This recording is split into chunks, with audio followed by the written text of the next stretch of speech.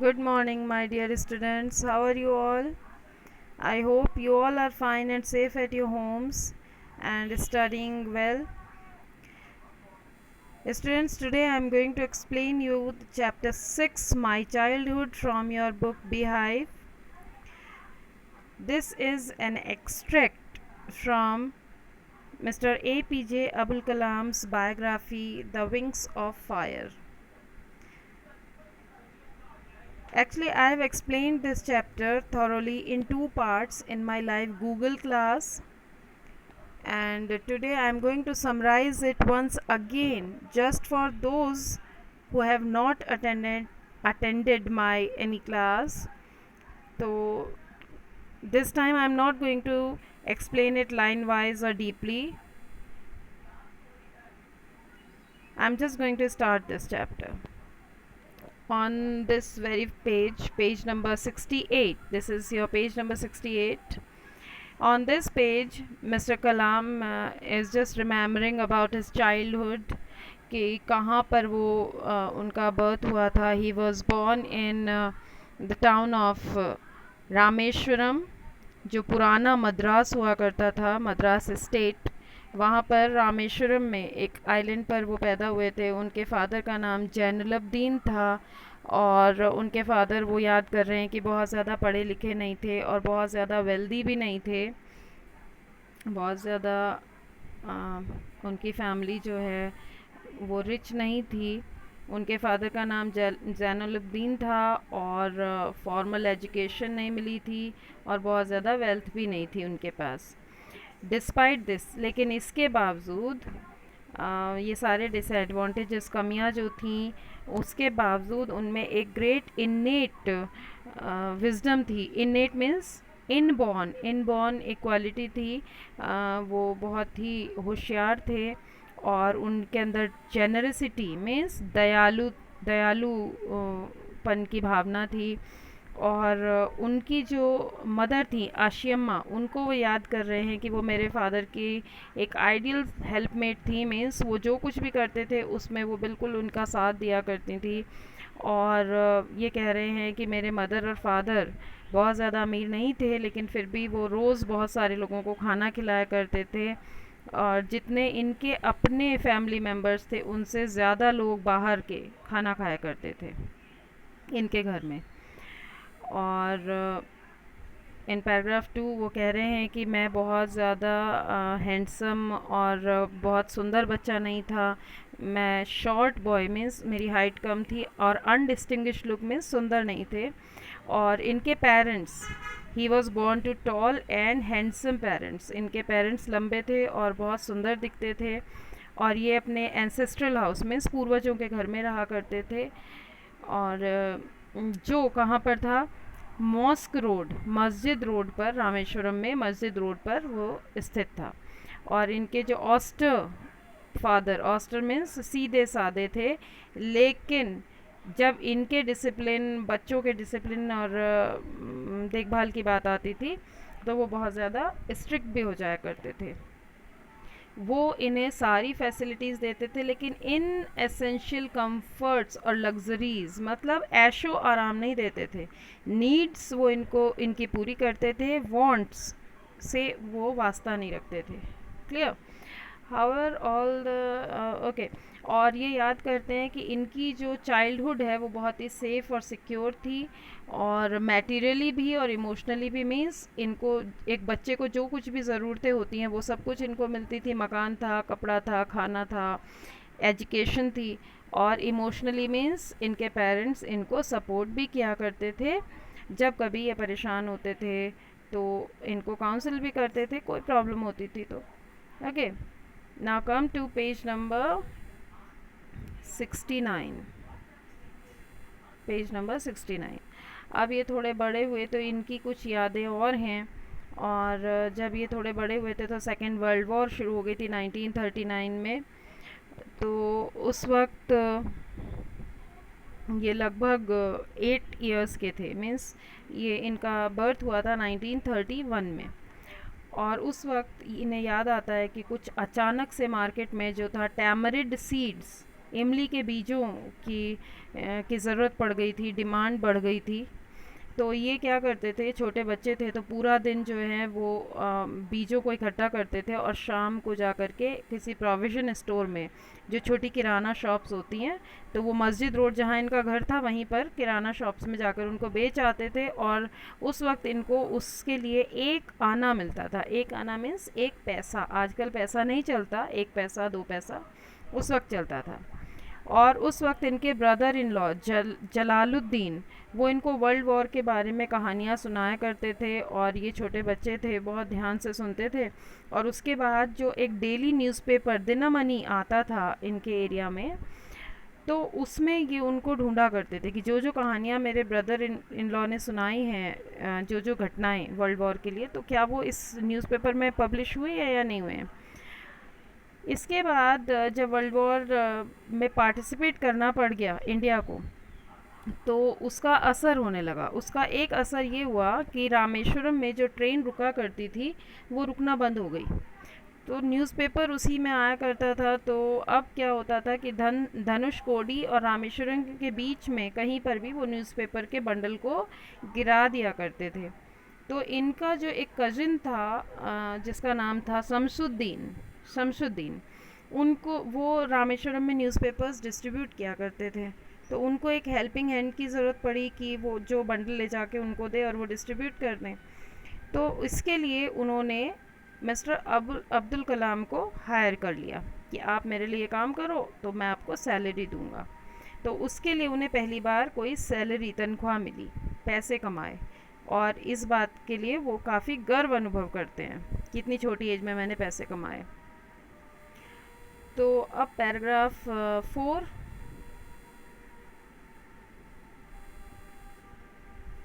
वो याद कर रहे हैं कि हर बच्चा जब पैदा होता है तो उसके पास उसके पेरेंट्स से या उसके जो ग्रैंड पेरेंट्स होते हैं उनसे कुछ इनहेरिटेड क्वालिटीज़ आती हैं। मीन्स उनकी कुछ आदतें, अच्छी आदतें वो ले लेता है। तो ये याद कर रहे हैं कि मेरे अंदर मेरे फादर से जो आया था वो ऑनेस्टी और सेल्फ डिसिप्लिन आया था, है ना। ऑनेस्टी मीन्स ईमानदारी और डिसिप्लिन आया इनके फादर से। और मदर से इन्होंने जो है वो अच्छाई में यकीन रखना, फेथ इन गुडनेस, और डीप काइंडनेस, दयालुपन की भावना आई थी। और ये सिर्फ इनमें नहीं, इनके 3 भाइयों और बहन में भी आ गई थी। और इनके चाइल्डहुड के, इनके बचपन के 3 दोस्त थे। पहला था रामानंदा शास्त्री, अरविंदन और तीसरा शिवा प्रकाशन। पहला रामानंदा शास्त्री, दूसरा अरविंदन और तीसरा शिवा प्रकाशन। ये 3 दोस्त थे और जैसा नाम से पता लग रहा है कि ये तीनों के तीनों हिंदू ब्राह्मण फैमिलीज से थे। और ये बता रहे हैं कि जो रामानंदा शास्त्री था वो पाक्षी लक्ष्मणा शास्त्री का बेटा था, जो रामेश्वरम टेम्पल के सबसे बड़े पुजारी थे। और बाद में जो था इन्होंने अपने फादर की जगह वो पुजारी बन गए थे। ठीक है, तो come to next page, page number 70। अब जो रामानंदा शास्त्री थे वो अपने पिताजी की जगह, अपने फादर की जगह मंदिर में प्रीस्ट हो गए थे। और जो दूसरा दोस्त था अरविंदर, वो ट्रांसपोर्ट के बिजनेस में चला गया, जो पिलग्रिम्स यानी कि तीर्थयात्रियों को, पिलग्रिम्स मीन्स तीर्थयात्रियों को एक जगह से दूसरी जगह ले जाने के लिए ट्रांसपोर्ट अवेलेबल कराता था। और जो शिवा प्रकाशन थे वो क्या हुए, केटरिंग कॉन्ट्रैक्टर हो गए सदर्न रेलवे में। वहाँ पे वो खाने पीने की सप्लाई किया करते थे। अब बात आ रही है कि जब ये छोटे थे तो जो एनुअल श्री राम सीताराम कल्याणम सेरेमनी हुआ करती थी, मीन्स भगवान राम और सीता जी के का विवाह की जो हर साल एक सेरेमनी हुआ करती थी, तो उसमें इनकी फैमिली यानी कि जो मुस्लिम फैमिली थी वो उस सेरेमनी के लिए बोट्स, नाव अरेंज करती थी। और उसमें ये लोग क्या करते थे उन नाव में कि भगवान की जो आइडल्स, मूर्तियाँ होती थी, वो मंदिर से मैरिज साइट तक ले जाते थे। मंदिर से उन मूर्तियों को ले जाया जाता था और जहाँ विवाह स्थल था वो कहाँ था, वो एक तालाब के बीच में था, राम तीर्थ कहते थे उसको, जहाँ पर भगवान की शादी कराई जाती थी। और ये हिंदुओं के भगवान थे, लेकिन मुस्लिम्स की नाव में उनकी मूर्तियाँ जाती थी। और जो इनकी मदर और ग्रैंड मदर, इनके मदर और ग्रैंड मदर जो थी, वो इन लोगों को रात को सोते वक्त रामायण की कहानियाँ भी सुनाती थी और प्रॉफिट मीन्स मोहम्मद साहिब की कहानियाँ भी सुनाती थी। तो ऐसा कोई भेदभाव नहीं इनको याद आता। एक दिन जब ये 5th स्टैंडर्ड में थे तो इन्हें कुछ याद आ रहा है कि रामेश्वरम के एलिमेंट्री स्कूल प्राथमिक पाठशाला में पढ़ते थे, तो एक नए टीचर आए और उन्होंने देखा कि कैप पहन करके एक मुस्लिम बच्चा, सर पे टोपी पहनते थे, वो बैठा हुआ है और रामानंदा शास्त्री के बगल में बैठा हुआ है, जिसने, अच्छा रामानंदा शास्त्री ने क्या पहना हुआ था? Next page number 71। उन्होंने जो था सेक्रेड थ्रेड, जिसको हम कहते हैं जनेऊ, सेक्रेड थ्रेड, वाइट कलर का थ्रेड पहनते हैं ना वो। तो उन्होंने पहचान लिया कि टोपी वाला बच्चा मुस्लिम है और जिसके गले में वो जनेऊ है वो हिंदू है। तो उनको ये बात जो थी वो बर्दाश्त नहीं, कुड नॉट स्टमच मीन्स हज़म नहीं कर पाए, उस चीज़ को वो टॉलरेट नहीं कर पाए कि एक हिंदू ब्राह्मण बच्चा वो मुस्लिम लड़के के पास बैठा हुआ है। तो उन्होंने जो था इनको कहा कि आप पीछे जाके बैठ जाओ। I was asked to go and sit on the back bench. और ये इनको बहुत ज़्यादा दुख हुआ और रामानंदा शास्त्री को भी हुआ।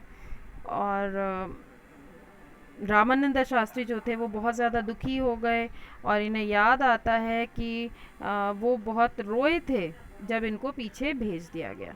और इस चीज़ ने कि मेरे दोस्त को मेरे वजह से रोना आ गया, मेरे लिए वो रोया, इसने इनके मन पे एक गहरी छाप छोड़ दी, क्योंकि बच्चे थे ना उस वक्त, तो इनको याद रहा वो।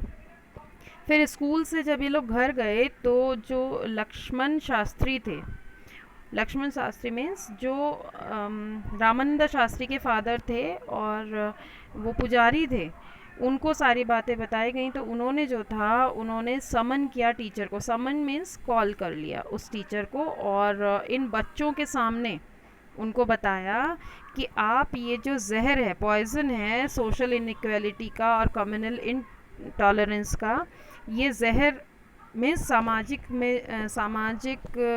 रूप से इनइक्वालिटी है ना, कि ये ऊंचा है वो नीचा है, इस तरह की कोई बात नहीं बताएंगे बच्चों को, और जात पात वाली धर्म भेद वाली बातें आप बच्चों को नहीं सिखाएंगे, ये जहर इनके दिमाग में नहीं डालेंगे, in the minds of innocent children. और उन्होंने डायरेक्टली उस टीचर को कहा कि या तो माफ़ी मांगो, अपोलोजाइज़ करो, या फिर स्कूल छोड़ के और आइलैंड छोड़ के चले जाओ। अब टीचर ने जो था वो सिर्फ पछताए ही नहीं अपने बिहेवियर के लिए, अपने बर्ताव के लिए, बल्कि वो बदल गए। लक्ष्मणा शास्त्री ने उनको बदलने पर मजबूर कर दिया। नेक्स्ट पेज वो याद कर रहे हैं कि जो हमारा छोटा सा आइलैंड था वहाँ पे बहुत ज़्यादा कुछ भेदभाव नहीं था, और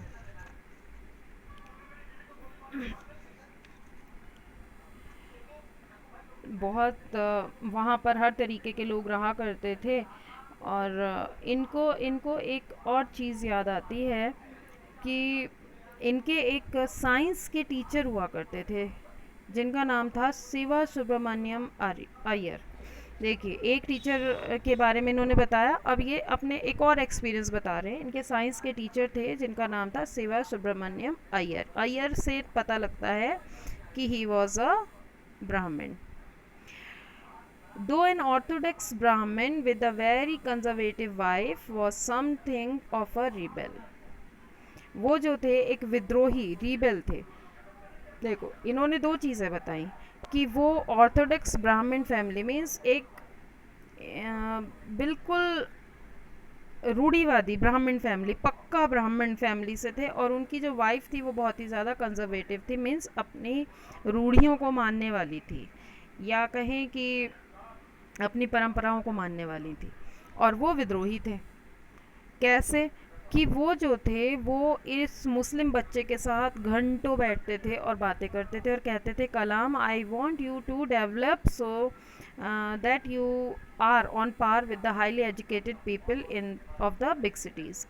वो कहते थे कि कलाम, मैं तुम्हें आगे बढ़ता हुआ देखना चाहता हूँ, डेवलप करता हुआ देखना चाहता हूँ, जिससे कि तुम बड़े बड़े शहरों के बहुत पढ़े लिखे एजुकेटेड लोगों के साथ उठ बैठ हो, तुम्हारी काफ़ी आगे बढ़ जाओ तुम। तो ये एक वेल विश थी उनकी।